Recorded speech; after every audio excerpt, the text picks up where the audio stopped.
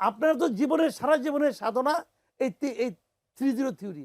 এই সাধনার পিছনে আপনি কি কাজটা করছেন, যে কাজটা দেখে মনে হয় যে এই 3-0 থিওরি বাস্তবায়নের জন্য আমি 2 কদম অগ্রসর হয়েছি। নিজের জীবনে প্রয়োগ করে দেখান আপনি কি করতে পারছেন।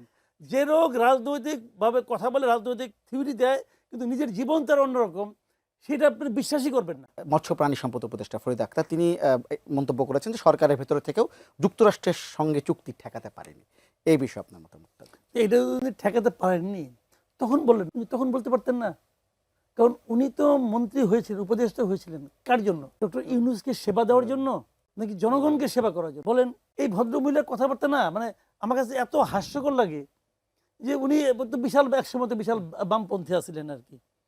এখন যে উনি যে সুযোগ পেয়ে লাভ যে মন্ত্রী হয়ে গেছেন, তো উনি তখন বলতেন যে আমরা এটা বিরোধিতা করি। উনি তো ওই দলের প্রতি উনি তো ওনার অনুগত কেউ না, অনুগত ভৃত্য তো না, আচরণ তো করছেন ভৃত্যের মতো। এখন উনি থেকে সরে এসে বিপ্লবী হয়ে গেছেন। এই সমস্ত বিপ্লবীদের আমি মনে করি কি জানেন, এই সমস্ত বিপ্লবীদের উপরে একটা আইন জারি করা উচিত যে তোমরা কোনো কথা বলতে পারবে না, তোমাদের মুখ খোলাই নিষেধ। বহুত ক্ষতি করছো মানুষকে বহুত হতাশ করছো, মানুষকে বহুত ক্ষতি করছো তোমরা। আর না, এনাফ ইজ এনাফ। মানে এক একজন এসে যে এত মানে নীতি কথা ঝাড়ে, দুদিন পরে দেখবেন এরা সুর করে বিভিন্ন পত্রপত্রিকায় কলাম লেখা শুরু করছে যে দেশ কত ভালো হইতে পারতো, দেশ যে তোমার হাতে নিয়ে কি করছো এটা তো দেখে বলেছি। আমি একটা সিম্পল কথা বলি, এই লোকগুলি যে কত বড় মানে আপনার চালিয়ার টাইপের লোক, আমি একটা সিম্পল উদাহরণ দিয়ে বলি।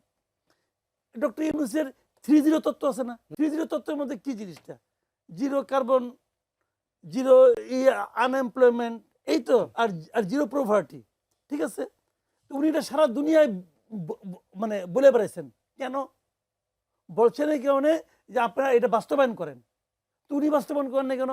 আমার তো কোনো ক্ষমতা ছিল না, আমি তো একজন ব্যাংকার, পারি না। যখন আপনি 1.5 বছরের জন্য ক্ষমতায় গেলেন, আপনি এই 3টা জিনিস বাস্তবায়নের জন্য কি করছেন বলেন? আপনার তো জীবনের সারা জীবনের সাধনা এই 3-0 থিওরি। এই সাধনার পিছনে আপনি কি কাজটা করছেন, যে কাজটা দেখে মনে হয় যে এই 3-0 থিওরি বাস্তবায়নের জন্য আমি 2 কদম অগ্রসর হয়েছি। সচিব বলে সব প্লাস্টিকের বোতল বাদ দিয়ে কাঁচের বোতল আনা হয়েছিল পানির। কি অগ্রসর হয়েছে বলেন? প্লাস্টিক বোতল থেকে কি কার্বন হয়? ওটা পুড়লে পরে হয়। এগুলি বলে তো লাভ নেই রে ভাই। তো এখন আপনি কি করছেন বলেন না? কিচ্ছু করেন নাই। তো এগুলো হলো কি বলার জন্য বলে, এরা হলো গিয়ে জানেন কথার ফেরিওয়ালা। কথার ফেরিওয়ালা বুঝেন? কথার ফেরিওয়ালা। ওই যে আগে দেখতাম গুলিস্তানে যে ডুগডুগি বাজিয়ে ওষুধ বেচত, তো এরা ওই ডুগডুগি বাজায় বড় বড়। এই ফরিদ আক্তার আগে ওনার ওই যে উবিনিক, তারপরে কি কি দিয়ে ওনার একটা ম্যাগাজিন ছিল দেখলাম চিন্তা, মাঝে মাঝে কিনা টাকা দিয়ে কিনা পড়তাম। এখন আমার মায়া লাগে টাকা করে আমার অপচয় হয়েছে। তো এই এরা এগুলি করতো বসে বসে, নয়া কৃষি আন্দোলন, সব ওই ডুগডুগি। নিজের জীবনে প্রয়োগ করে দেখান আপনি কি করতে পারছেন। যে লোক রাজনৈতিক ভাবে কথা বলে, রাজনৈতিক থিওরি দেয়, কিন্তু নিজের জীবন তার অন্যরকম, সেটা আপনি বিশ্বাসই